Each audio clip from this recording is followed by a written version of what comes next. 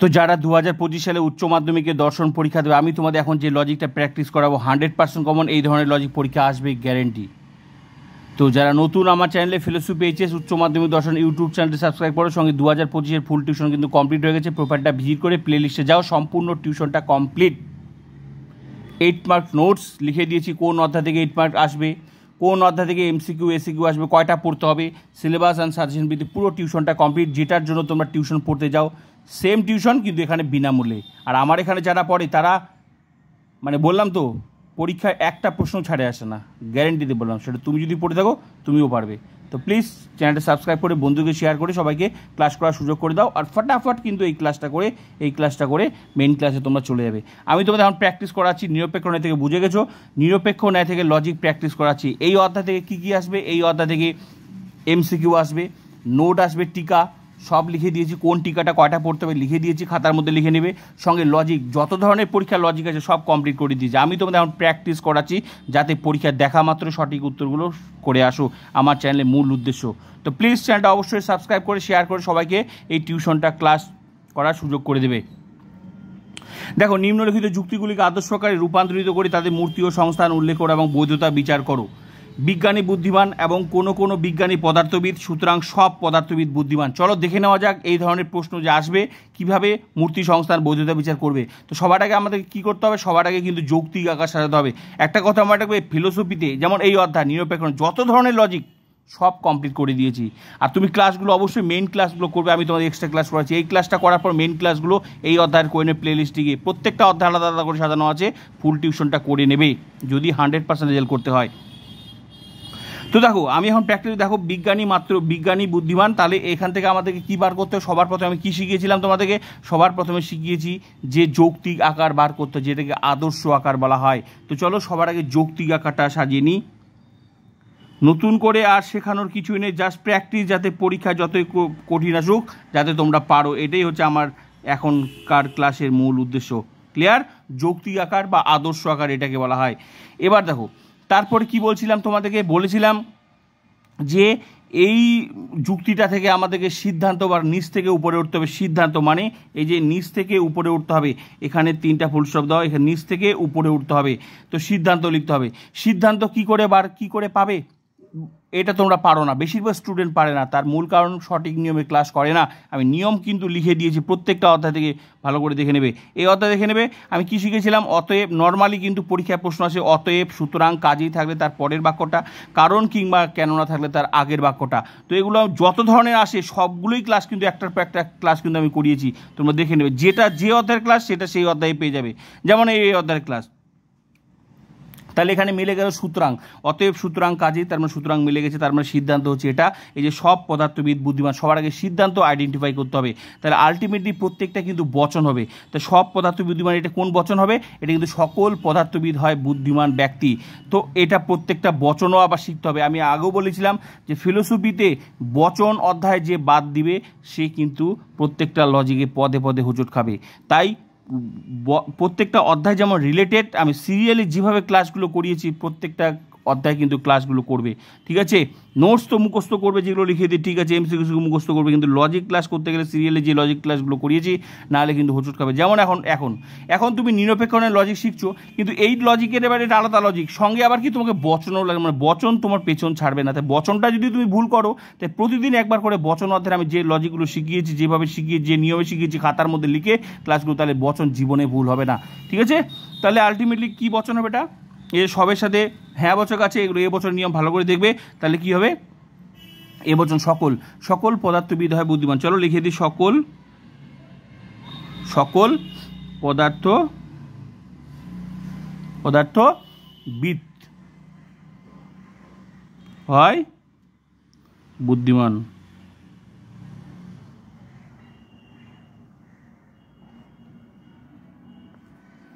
ব্যক্তি, এ বচন। ক্লিয়ার?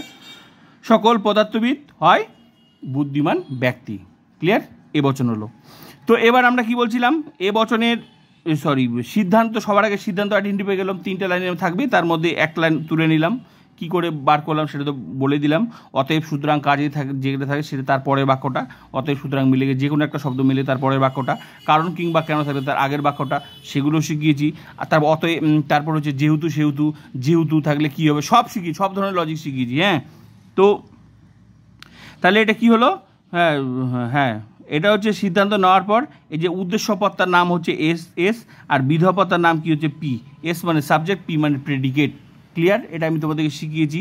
তারপর ভালো করে দেখো, এই যে এস পদটা মানে এই দুটো লাইনের, তিনটে লাইনের মধ্যে একটা লাইন তো নেওয়া হয়ে গেল, এটা নেওয়া হয়ে গেল, পড়ে থাকলো কোনটাই, যে এটা আর এটা পড়ে থাকলো। তাহলে দ্বিতীয় নিচ থেকে উপরে উঠতে কী করে বার করবে?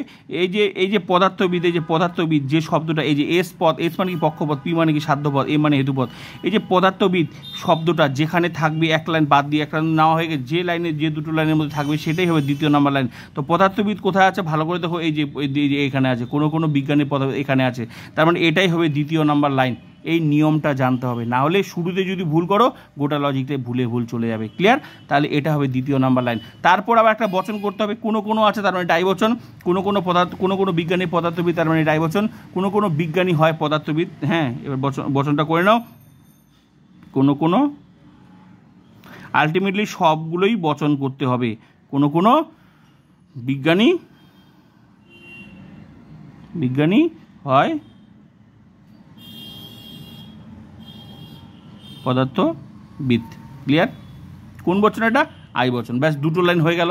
এবার যেটা লাইন পড়ে থাকলো সেটা সবার উপরে, দুটো লাইন আইডেন্টিফাই করলেই তো হয়ে গেল। পড়ে থাকলো কোনটা? এটা। ব্যাস, এটা সবার উপরে। তাহলে বিজ্ঞানী কী বলছে? বিজ্ঞানী বুদ্ধিমান। তাহলে এটা হচ্ছে এ বচন হবে, বিজ্ঞানী বুদ্ধিমান। অবশ্যই বিজ্ঞানী তো বুদ্ধিমান, তার মানে একদম নিশ্চিত করে বলছে বাক্যটা, তাহলে এ বচন হবে। তাহলে কী হবে? সকল বিজ্ঞানী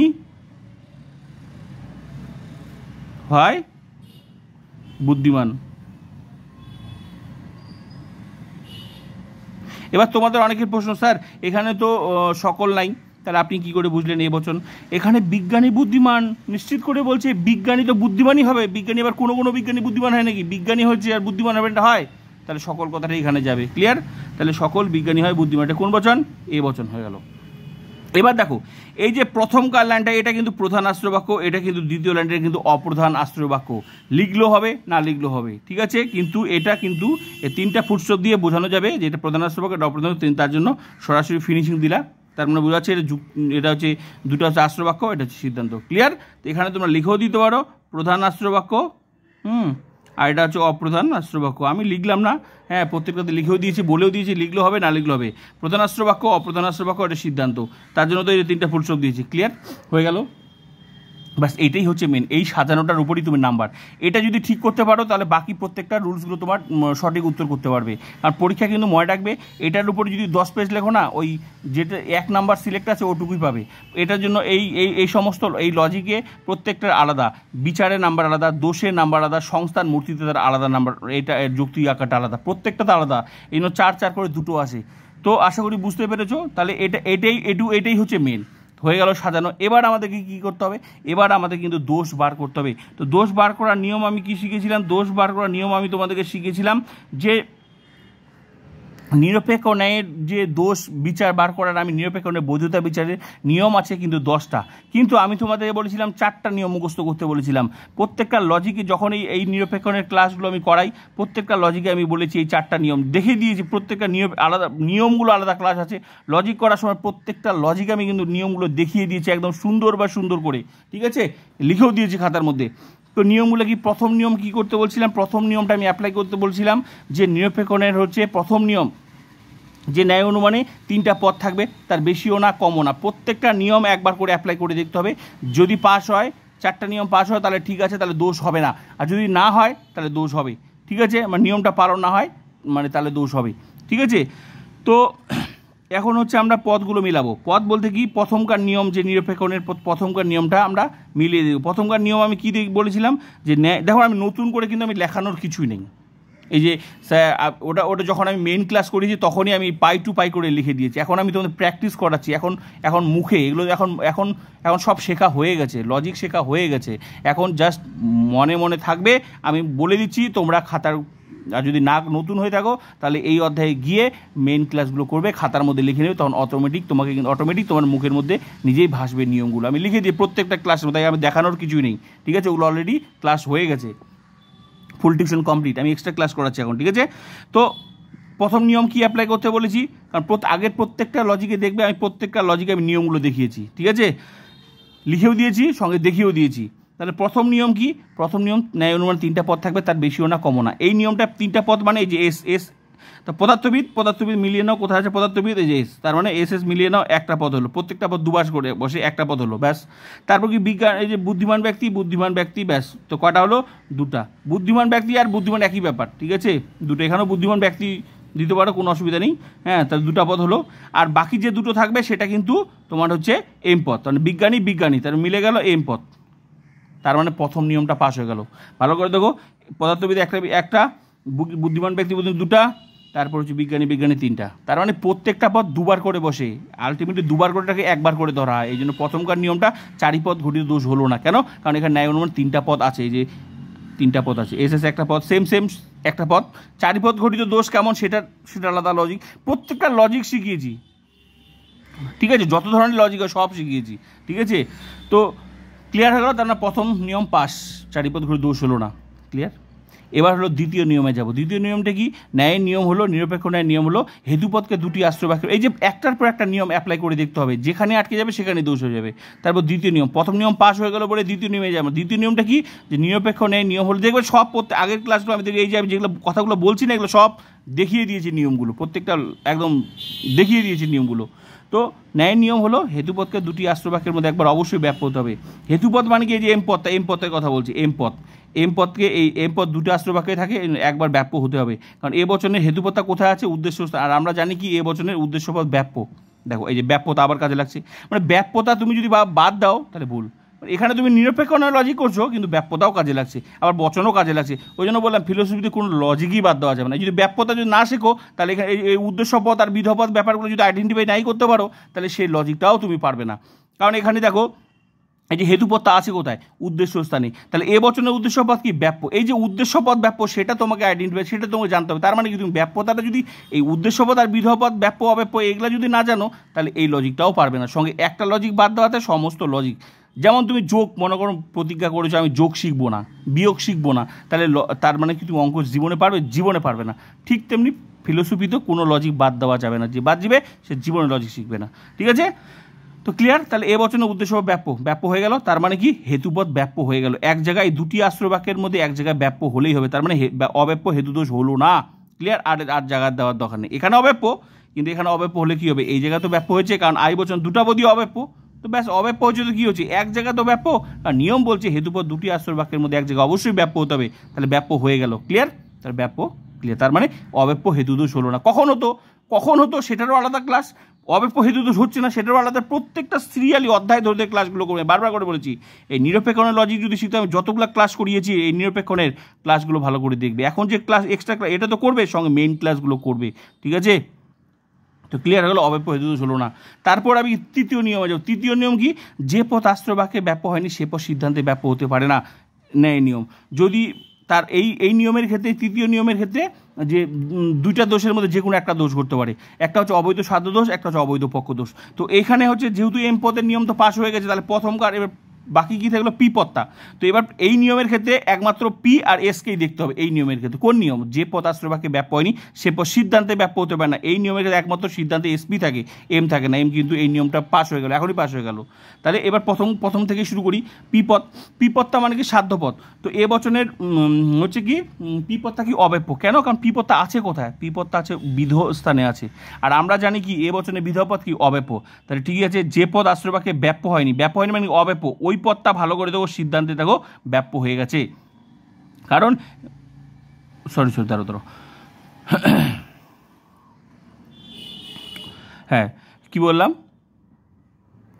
যে এ বচনের বিধপদটা অব্যাপ্য আছে, এখানে অব্যাপ্য আছে, তাহলে এই নিয়মটা পাস করছে, মানে সাধ্যপদটা পাস। সাধ্যবত্তা পাস মানে সাধ্য দোষ হলো না, অবৈধ সাধ্য দোষ হলো না, ঠিক আছে?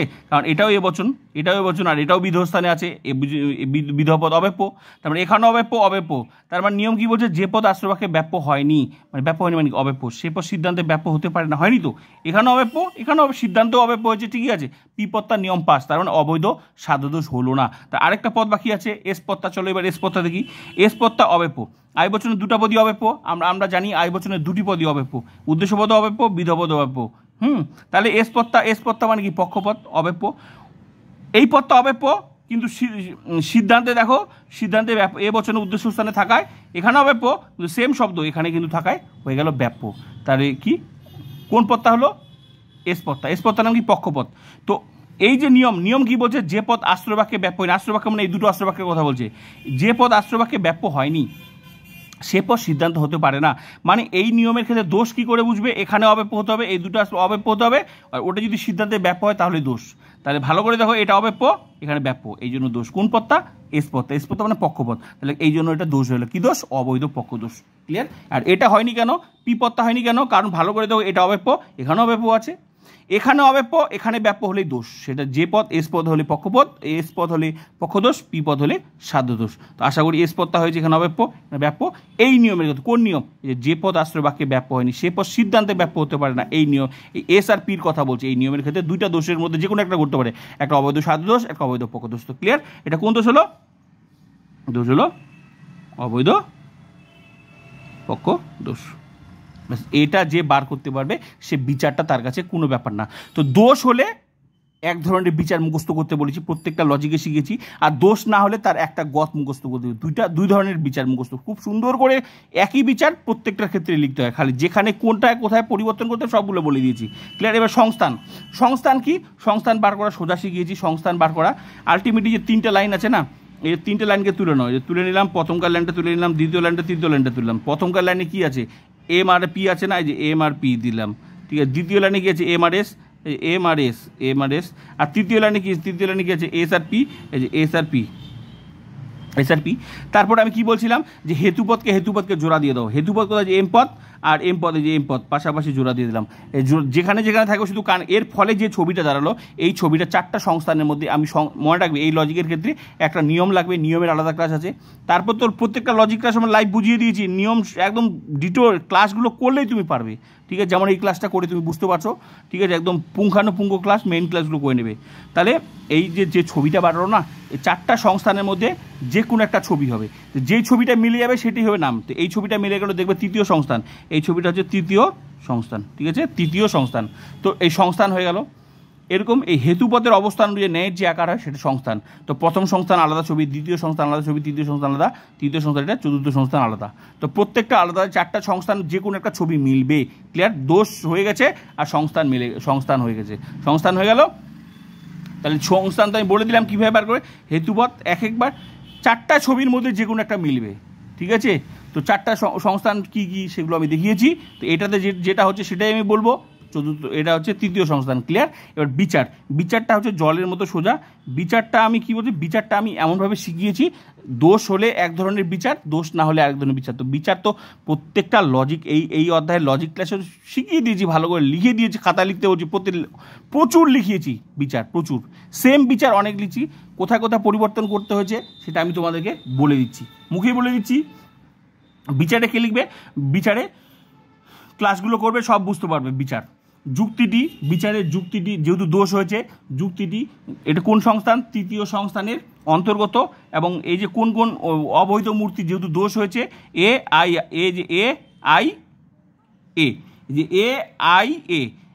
যুক্তিটি তৃতীয় সংস্থানের অন্তর্গত। অবৈধ মূর্তি শুরুতে যেহেতু দোষ হয়েছে, অবৈধ মূর্তি। যুক্তিটি কোন দোষ হয়েছে? যুক্তিটি অবৈধ পক্ষ দোষে দুষ্ট। ক্লিয়ার? খাতার মধ্যে লিখে নেবে। কারণ ন্যায়ের নিয়ম হলো, এই যে দোষটা দেখে তুমি বুঝতে পারলে এই দোষটাই অ্যাপ্লাই করতে হবে। কোন দোষটা? প্রত্যেকটা লজিকে যে দোষটা ধরবে, এটা দেখে তুমি কি করে বুঝলে যেটা দোষ হলো? যে কথাগুলো, ওই কথাগুলো এবার ভাষায় প্রকাশ করে লিখতে হবে। এটার ক্ষেত্রে যেটা দোষ তুমি বুঝতে পারলে সেই নিয়মটাই এখন লিখতে হবে। কারণ ন্যায়ের নিয়ম হলো যে পদ আশ্রয় বাক্যে ব্যাপ্য হয়নি সে পদ সিদ্ধান্তে ব্যাপ্য হতে পারে না। কিন্তু এখানে কোন লাইনটা দেখে তুমি বুঝতে পারলে এটা অবৈধ, সেই কথাটাই লিখতে হবে। কিন্তু এখানে অপ্রধান আশ্রয় বাক্যের আই বচনের বিধেয় স্থানে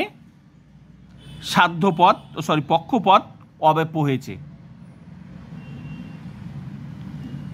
একই পদ সিদ্ধান্তের এ বচনের উদ্দেশ্য স্থানে থাকায় ব্যাপ্য হয়েছে, ফলে যুক্তিটি ন্যায়ের নিয়ম লঙ্ঘন করেছে। ক্লিয়ার? যুক্তিটি অবৈধ এবং যুক্তিটি অবৈধ পক্ষদোষে দুষ্ট। ব্যাস এটুকুই বিচার। সঠিক জিনিসটা লিখতে হবে, লিখলেই নাম্বার পাবে, 1 নাম্বার পাবে। প্রত্যেকটা আলাদা, এই যে এটার জন্য আলাদা নাম্বার, এই যে এটার আলাদা নাম্বার, এটার বিচার আলাদা নাম্বার। বিচার যদি 10 পেজ লেখো না, ওই একই পাবে। সঠিক জিনিসটা লিখতে হবে। ক্লিয়ার? তো এই যে বললাম, বিচার তুমি অনেক রকমের লিখতে পারো, কিন্তু যে মেন পয়েন্ট, এই যে কী করে বুঝলে এই কথাটা আমি বিচার লিখে দিয়েছি। ক্লিয়ার? প্রত্যেকটা ভালো করে বিচারগুলো মুখস্থ করবে। আমি তো বলে দিলাম, ওই সেম কথাগুলোই বললাম, এগুলোই লিখতে হবে। তো একই বিচার অনেকবার লিখেছি, কোথায় কোথায় পরিবর্তন করতে হচ্ছে আমি সেটা বলে দিলাম।